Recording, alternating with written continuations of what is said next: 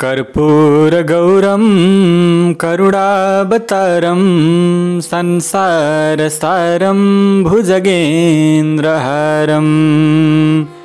सदा वसन्तं हृदयारविन्दे भवं भवानी सहितं नमामि। सम्पूर्ण दर्शक तथा श्रोता महानुभावहरू नमस्कार। देवादिदेव गौरीशंकर भगवानका चरण रूपी कमलमा वन्दना गर्दै सम्पूर्णका हृदयमा विराजमान हुनुभएका परमात्मालाई प्रणाम गर्दै शिव महापुराणको पावन कथा अन्तर्गत आजको यस प्रसङ्गमा हामी 62औं भागको कथालाई अगाडि प्रस्तुत गर्न गइराखेका छौँ। दर्शक महानुभावहरू, सुत सौनक संवाद अन्तर्गत अघिल्लो प्रसङ्गमा जुन शिवजीको अत्यन्तै ठुलो व्रत, विशेष गरेर सन्यास स्वरूपको जुन व्रत रहेको थियो, त्यसको आराधनाको, त्यसको पूजनको, त्यसै गरी त्यो व्रत ग्रहणको विधि विशेष विभिन्न महिमाहरूलाई श्रवण गरेका थियौँ। आज त्यही पश्चातका केही कथाहरूलाई श्रवण गर्नेछौँ। भक्तिभावपूर्वक श्रवण गर्नुहोला। यसरी भगवान शिवको चिन्तनमा अघि बढेका साधकहरूका विभिन्न महिमाहरू, त्यसै गरी गर्ने कर्महरू बताउँदै जान लाग्नुभयो।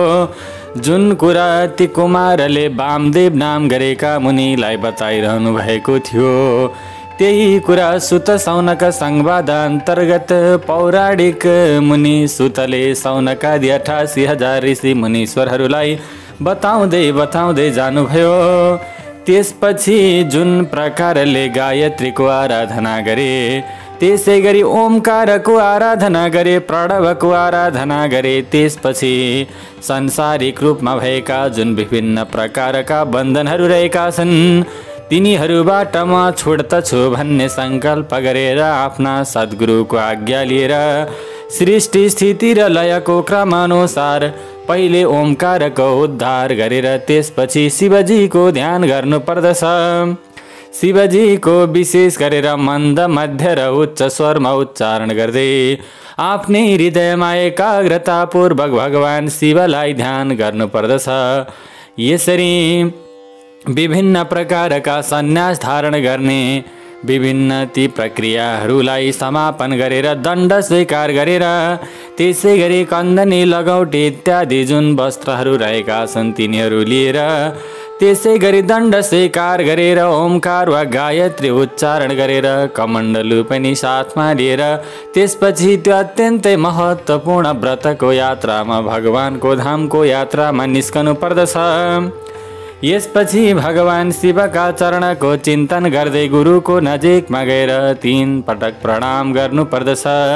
त्यस समयमा आफ्नो मनलाई संयमित बनाएर आफ्ना गुरुका चरणमा हेर्दै गैरौबिनु पर्दछ। त्यसै गरी विभिन्न प्रकारका हवन इत्यादि कर्महरू गरेर त्यसपछि हवनबाट निस्किएको जो खरानी हुन्छ त्यो खरानीलाई शरीरमा धारण गरेर भगवान शिवजीको आराधनामा म अब सदा जिन्दगी, बाँकी रहेको जिन्दगी सबै समर्पण गर्दछु भनेर यो महाव्रतको आराधना, महाव्रतको सुरुवात गर्नुपर्दछ। त्यसै गरी ओमकारको अर्थलाई जानिसकेपछि, गुरुले ओमकारको वास्तविक तत्त्वसहितको अर्थ बताइसकेपछि, त्यसका भेद उपभेदहरूको पनि जानकारी दिइसकेपछि शिष्यले गुरुलाई साष्टाङ्ग दण्डवत प्रणाम गरेर सधैँ उनको आज्ञाकारी बन्नुपर्दछ। गुरुको आज्ञा अनुसार वेदान्तमा बताएका सगुण र निर्गुण भेदले भगवान शिवको ज्ञानमा एकाग्रतापूर्वक लागिरहनु पर्दछ। गुरुले आफ्नो त्यो शिष्यबाट श्रवण, मनन र एकाग्रतापूर्वक ध्यानमा र जपको अन्त्यमा बिहान लगायतका नियमहरूको अनुष्ठान गराउनु पर्दछ। कैलाश प्रस्तर नाम भएको मण्डल भगवान शिवले प्रतिपादन गरेको मार्ग अनुसार शिष्यले त्यहीँ रहेर भगवान शिवको पूजा गर्नुपर्दछ, आराधना गर्नुपर्दछ। यदि गुरुको आज्ञा अनुसार त्यो प्रत्येक दिन त्यहीँ बसेर भगवान शिवको पूजा गर्न समर्थ भयो भने उनी सङ्गर्गा सहित स्फटिकमय शिवलिङ्ग लिएर कहीँ बसेर सधैँ त्यो शिवलिङ्गको पूजन गर्नुपर्दछ। आफ्नो गुरुको अगाडिमा जस्तो सुकै अवस्थामा पनि भगवान शिवको पूजा नगरी भोजन गर्ने छैन भन्ने प्रतिज्ञा गर्नुपर्नेछ। यस प्रकारको दृढ मन भएको भगवान शिवप्रति आस्था भएको शिष्यले आफ्ना गुरुका अगाडि 3 पटक प्रतिज्ञा गर्नुपर्दछ। त्यसै समयदेखि ज्यादै उत्साहित हुँदै पञ्चावर्ण पद्धति अनुसार प्रत्येक दिन भगवान श्री शङ्करको पूजन गर्नुपर्दछ, शिवजीको आराधना गर्नुपर्दछ। ती वामदेव नाम गरेका मुनिले फेरि आफ्ना जिज्ञासाहरू बढ्दै गएपछि भने, हे कुमार, तिम्रो कथन अनुसार ओमकारका 6 प्रकारको ज्ञान प्राप्त भएपछि आफूले अभिलाषा गरेको वस्तु प्राप्त हुन्छ। यो 6 प्रकारको ज्ञान भनेको के हो? ती 6 प्रकारका अर्थहरू के हुन्? तिनीहरूले प्रतिपादन गर्ने वस्तु के हो र ती अर्थहरूको ज्ञान भएपछि कस्तो प्रकारको फल प्राप्त हुन्छ? मेरा यी जिज्ञासाका विषयमा यथार्थ रूपमा बताइदेऊ। तब कार्तिकेयले भने, समष्टि र व्यष्टि यानकि सबै एकै ठाउँमा रहनु र छुट्टै रहनुका भावले भगवान शिवका विषयमा सूक्ष्म ज्ञान प्राप्त गर्नु नै ओमकारको अर्थको यथार्थ ज्ञान हो। म यस विषयमा तिमीलाई विस्तारमा बताइदिन्छु। मेरो कुरा सुनेपछि तिमीलाई ती 6 प्रकारका अर्थहरूको एकताको पनि ज्ञान हुनेछ। तिनीहरूमध्ये पहिलो मन्त्र स्वरूप अर्थ हो, दोस्रो यन्त्र भावित अर्थ हो, तेस्रो देवता बोधक, चौथो प्रपञ्च स्वरूप अर्थ हो, 5औं अर्थ गुरुका रूपमा देखिने र 6औं अर्थ शिष्यका रूपमा परिचय दिने हो। यसरी 6वटा अर्थ लगाइएको छ। ती 6वटा अर्थहरूमध्ये जुन मन्त्ररूपी अर्थ छ त्यसका विषयमा तिमीलाई बताउँछु। त्यसका बारेमा यथार्थ जान्ने मनुष्यहरू ज्ञानी बन्दछन्। वेद नाम गरेको सनातन ग्रन्थमा भनिए अनुसार ओमकारमा 5वटा अक्षर रहेका छन्। तिनीहरूमध्ये पहिलो आदि स्वर अ, दोस्रो 5औं स्वर उ, तेस्रो 5औं वर्ग पवर्गको अन्तिम अक्षरमा 4थो अक्षर बिन्दु र 5औं अक्षर नाद हो। यसबाहेक कुनै वर्ण छैन। यसलाई समष्टि रूप ओमकार भनिन्छ। नाद सबै अक्षरको समष्टि रूप हो भने बिन्दु सहितका जुन 4वटा अक्षरहरू छन् ती व्यष्टि रूपले भगवान शिवको वाचक ओमकारमा स्थापित भएका छन्। अब यन्त्र रूप वा यन्त्र भावित अर्थका विषयमा सुन। त्यो यन्त्र नै शिवलिङ्गका रूपमा रहेको हुनाले सबैभन्दा तल पीठिका, त्यसभन्दा माथि पहिलो स्वर अकार, त्यसभन्दा माथि उकार र त्यसभन्दा माथि पवर्गको अन्तिम अक्षर मकार लेख्नु पर्दछ। यसै गरी मकार भन्दा माथि अनुस्वार र त्यसभन्दा माथि आधा चन्द्रमाको आकार रूपी नाद लेख्नु पर्दछ। यसरी यन्त्र पूर्ण भएपछि उपासकका सबै अभिलाषा परिपूर्ण हुन्छन्। यस प्रकारले यन्त्र लेखेर त्यसलाई ओमकारले ढाक्नु पर्दछ। त्यो ओमकारबाट प्रकट हुने नादद्वारा नादको अवसान भएको बुझ्नु पर्दछ।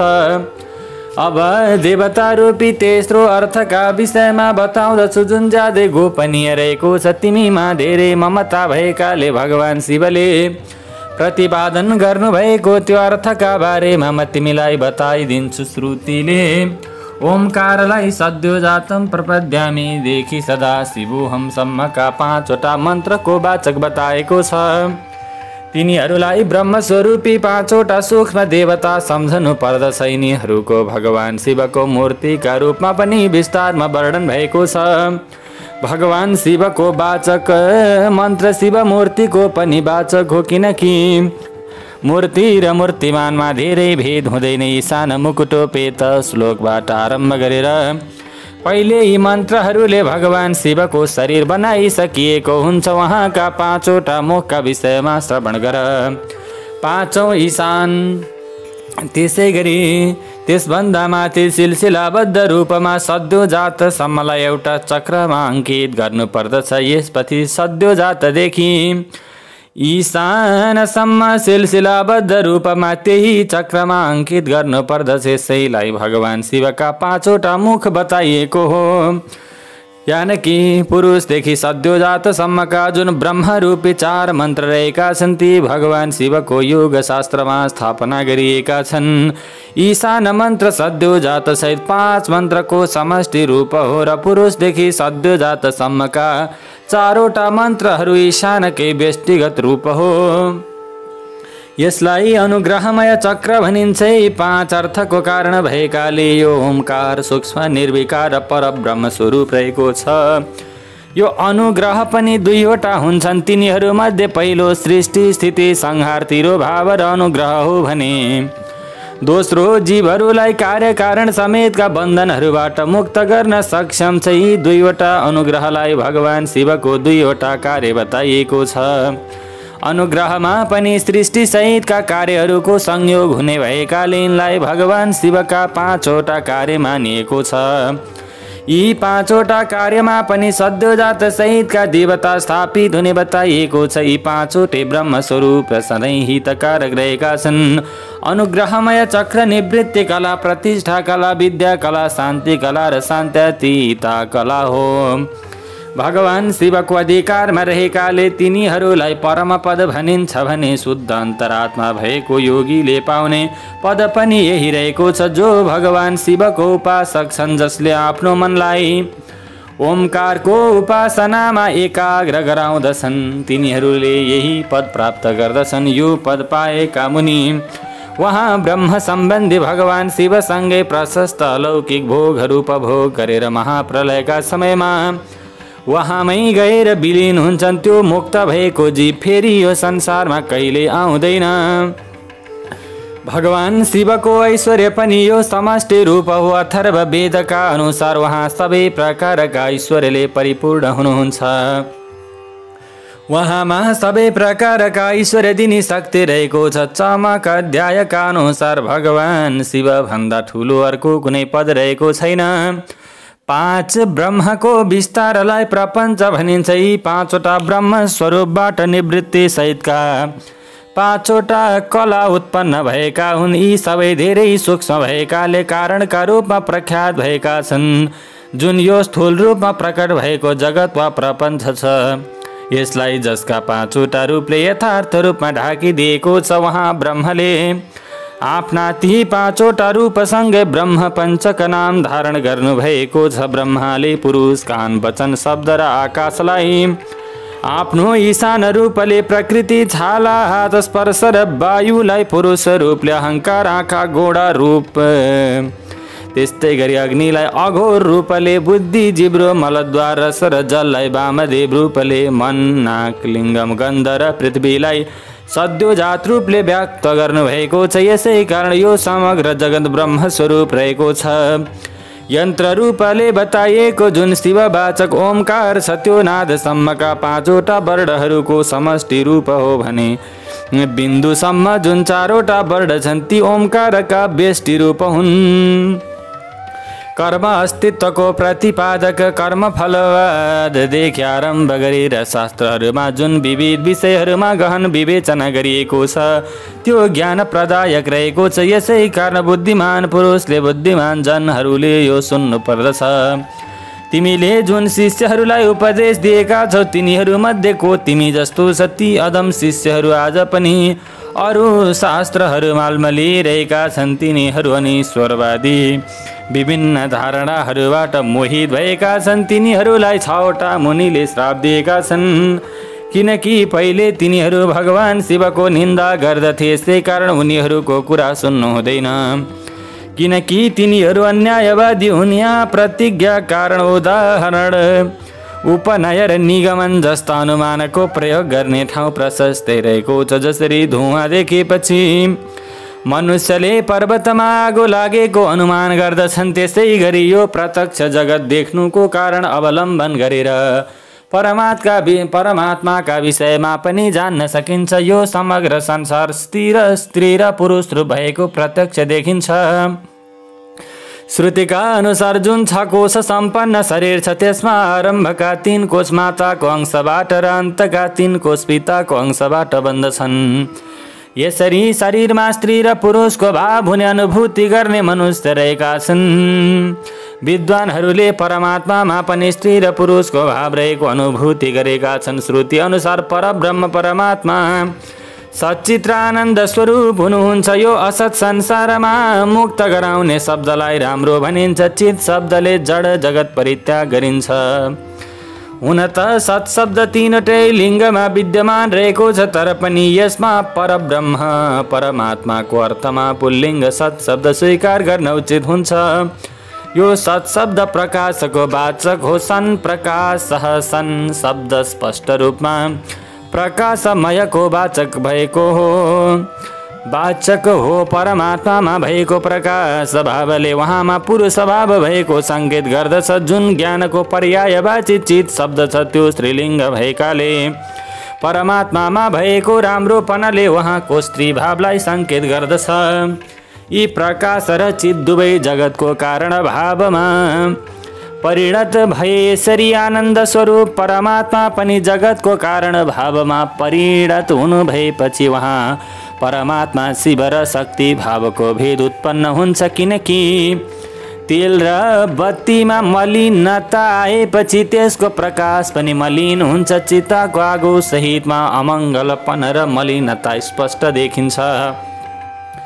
यसैले जति पनि मलिनता लगायत आरोपित वस्तुहरू हुन् तिनीहरूको निवारण हुने भएकाले श्रुतिहरूमा परमात्मा शिवत्वको मात्र प्रतिपादन गरिएको छ।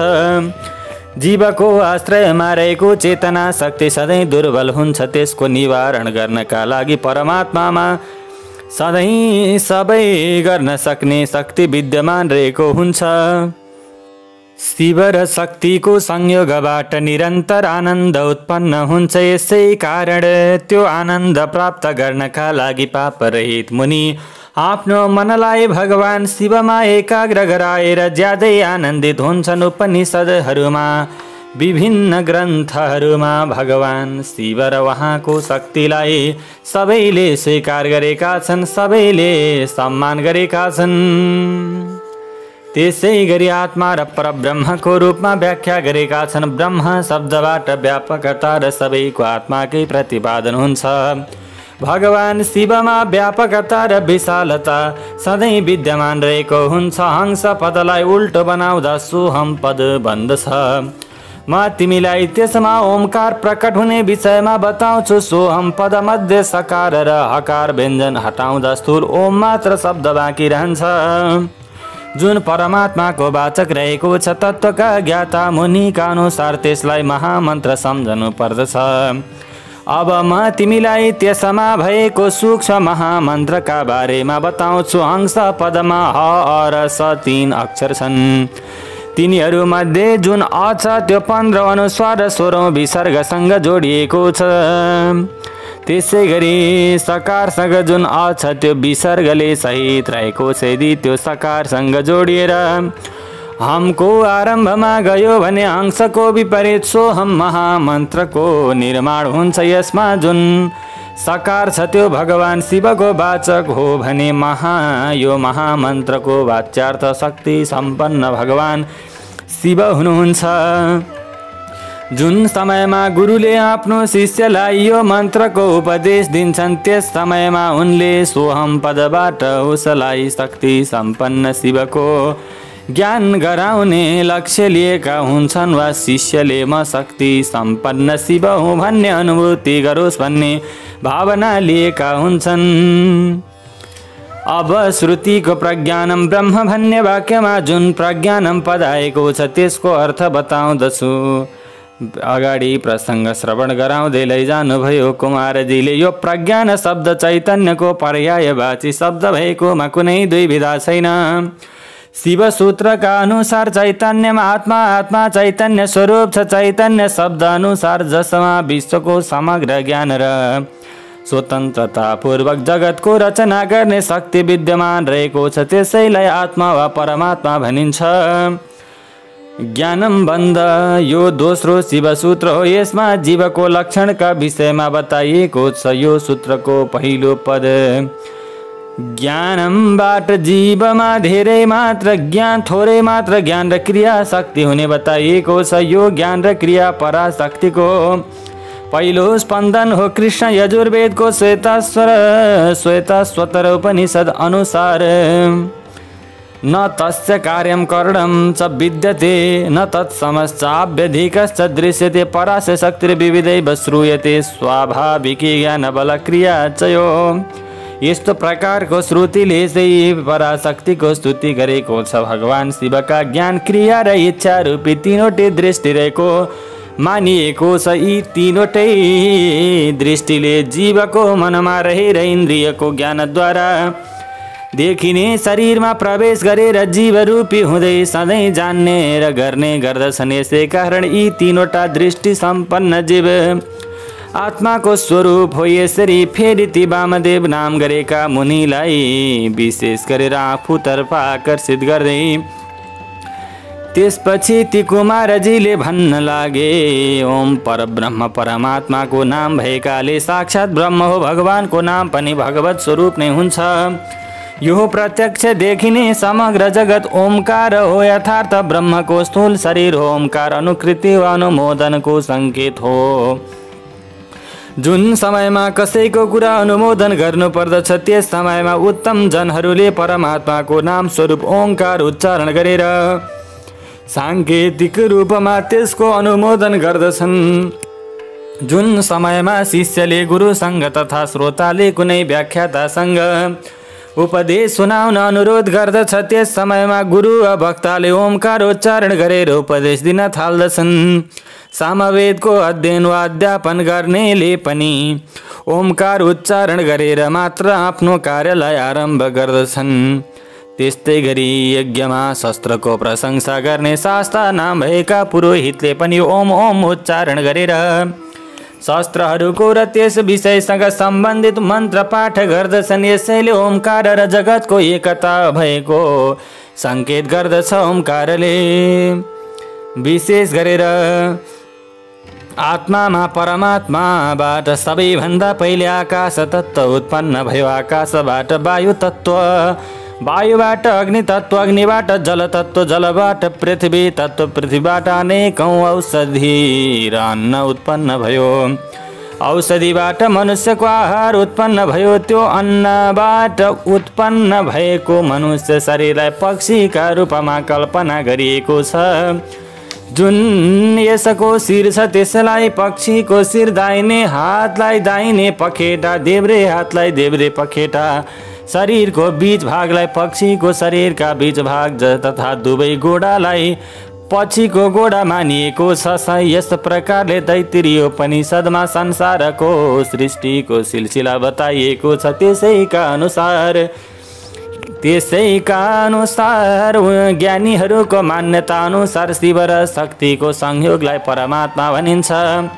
भगवान शिवको जुन पराशक्ति छ त्यसबाट चेतन शक्ति प्रकट हुन्छ। चेतन शक्तिबाट आनन्द शक्ति, त्यसै गरी आनन्द शक्तिबाट इच्छा शक्ति, इच्छा शक्तिबाट ज्ञान शक्ति, ज्ञान शक्तिबाट क्रिया शक्ति उत्पन्न हुन्छ। यिनीहरूबाट निवृत्ति सहितका कलाहरू उत्पन्न हुन्छन्। इच्छा शक्तिबाट नाद र आनन्द शक्तिबाट बिन्दु प्रकट भएको हो भने इच्छा शक्तिबाट मकार प्रकट भयो तथा ज्ञान शक्तिबाट पाँचौं स्वर उकार प्रकट भयो र क्रिया शक्तिबाट अकार प्रकट भयो। ईशान सहितका पाँचौं ब्रह्मको उत्पत्तिका विषयमा बताउनका लागि फेरि सुत शौनक संवाद अन्तर्गत शौनक अगाडि बढ्दै जानुभयो। भगवान शिवबाट ईशान, ईशानबाट तत्पुरुष, तत्पुरुषबाट अघोर, अघोरबाट वामदेव र वामदेवबाट सद्यो जात उत्पन्न भए। यो आरम्भको अक्षर ओमकार रूपी ओमकारबाट मूल रूपी 5 स्वर र 33 व्यञ्जनका रूपमा 38 अक्षर उत्पन्न भए। अब कलाका कलाहरूको उत्पत्तिका बारेमा सुने। ईशानबाट शान्तिता कला, तत्पुरुषबाट शान्ति कला, अघोरबाट विद्या कला, वामदेवबाट प्रतिष्ठा कला र सद्योजातबाट निवृत्ति कला उत्पन्न भएका हुन्। ईशानको चेतन शक्तिबाट मिथुन पञ्चक उत्पन्न हुन्छ। त्यो अनुग्रह, तिरोभाव, संहार, स्थिति र सृष्टि पाँचवटै कार्यको कारण भएकाले त्यसलाई पञ्चक भनिएको हो। वाच्य र वाचकको सम्बन्धले उनीहरूले मिथुनत्व प्राप्त गरेका हुन्। यस कलावर्ण स्वरूप पञ्चकमा भूत पञ्चकको गणना हुन्छ। आकाश लगायतको सिलसिलाबाट 5वटा भूतहरू उत्पन्न हुन्छन्। यिनीहरूमध्ये पहिलो आकाश, दोस्रो वायु, तेस्रो अग्नि र चौथो जल र 5औं पृथ्वी हो। यी आकाशदेखि पृथ्वीसम्मका भूतको स्वरूपका विषयमा सुन आकाशको गुण शब्द वायुको गुण शब्द र स्पर्श अग्निको गुण शब्द स्पर्श र रूप जलको पुष्प जलको गुण शब्द स्पर्श रूप र रस तथा पृथ्वीको गुण शब्द स्पर्श रूप रस र गन्ध हो। यी पाँचवटा भूतहरूको पञ्चमहाभूतको विस्तारलाई जगत भनिन्छ। समष्टिको जुन आत्मा रहेको छ त्यसैको नाम विराट हो। पृथ्वी तत्त्वदेखि सिलसिलाबद्ध रूपमा शिव तत्त्वको समुदायलाई ब्रह्माण्ड भनिन्छ। तिनीहरू सिलसिलाबद्ध रूपमा आफ्नो कारणमा विलीन हुँदै अन्तमा चैतन्य स्वरूप परमात्मामा गएर विलीन हुन्छन् र सृष्टिको समयमा फेरि शक्तिद्वारा भगवान शिवबाट उत्पन्न भएर प्रलय नभएसम्म रहिरहन्छन्। आफ्नो इच्छाले संसारको सृष्टि गर्ने प्रयासमा लाग्नुभएका भगवान शिवको पहिलो स्पन्दन शिव तत्त्व हो तथा यही इच्छा शक्ति तत्त्व हो। किनकि सबै कार्यमा यसैको महत्त्वपूर्ण भूमिका रहेको हुन्छ। ज्ञान र क्रिया मध्ये ज्ञान धेरै भयो भने त्यसलाई शिव तत्त्व र क्रिया शक्ति धेरै भयो भने महेश्वर तत्त्व तथा ज्ञान र क्रिया समान भएमा विद्यात्मक तत्त्व सम्झनु पर्दछ। यी सबै भाव वा पदार्थ परमात्माका अङ्ग भए तापनि तिनीहरूमा जुन भेद भएको अनुभूति हुन्छ त्यो नै माया तत्त्व हो। जुन समयमा भगवान शिवले आफ्नो ऐश्वर्य सम्पन्न रूपलाई मायाले ढाकेर सबै पदार्थ स्वीकार गर्नुहुन्छ त्यस समयमा उहाँको नाम पुरुष हुन्छ। उहाँ शरीरको रचना गरेर आफू त्यसैमा पस्नुभयो भने सिद्ध गर्नका लागि श्रुतिको प्रादुर्भाव भएको हो। यो पुरुष मायाबाट यानि पुरुष भन्नाले ब्रह्मलाई बुझिन्छ। त्यो मायाबाट मोहित भएपछि यसलाई संसारी जीव भनिन्छ। शिव शक्तिको ज्ञान नभएकाले उसको बुद्धि अनेकौं प्रकारका कर्महरूमा आसक्त हुँदै जान्छ। उसलाई जगत भगवान शिव भन्दा अलग नभएको कुरा ज्ञान नै हुँदैन तथा उसले आफूलाई उहाँ भन्दा अलग सम्झन थाल्दछ। यदि आफू र जगत भगवान शिव भन्दा अलग नरहेको ज्ञान भयो भने जीव मोहको बन्धनमा पर्दैन। यसरी इन्द्रजालको ज्ञातालाई आफूले रचना गरेको आश्चर्यजनक वस्तुहरूमा मोह हुँदैन। त्यसै गरी ज्ञान योगी पनि यो संसारबाट मोहित हुँदैनन्। यत्र तत्र धन भए पनि सन्तान भए पनि विभिन्न प्रकारका आफ्ना सम्पत्तिहरू इत्यादि भए पनि त्यो व्रतमा लागेका मनुष्यहरू मोहित हुँदैनन्। आफ्नो गुरुको उपदेशबाट आफ्नो ऐश्वर्यको ज्ञान भएपछि जीव आनन्दमय भगवान शिवको प्रत्यक्ष स्वरूप यानि शिव स्वरूप भएर भगवानका साथमै रमण गर्दछ। ओम तब तत्त्वं न जानामि कीदृशोऽसि महेश्वर यादृशोऽसि महादेव तादृशाय नमो नमः। अवस्थ दर्शक महानुभावहरू, यससँगै शिव महापुराणको पावन कथा अन्तर्गत आजको यो अत्यन्तै ज्ञानमय कथालाई हामीले यहीँ समापन गर्न गइराखेका छौँ।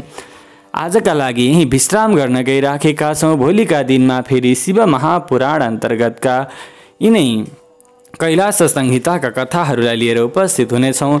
गौरी शङ्कर भगवानको परम कृपा हजुर तथा हजुरको परिवारगणमा सदा सर्वदा रहिरहोस्। नमस्कार। ओम सर्वे भवन्तु सुखिनः, सर्वे सन्तु निरामया, सर्वे भद्राणि पश्यन्तु मा कश्चित् दुःखभाग् भवेत्। ओम नमः शिवाय। हर हर महादेव शम्भो।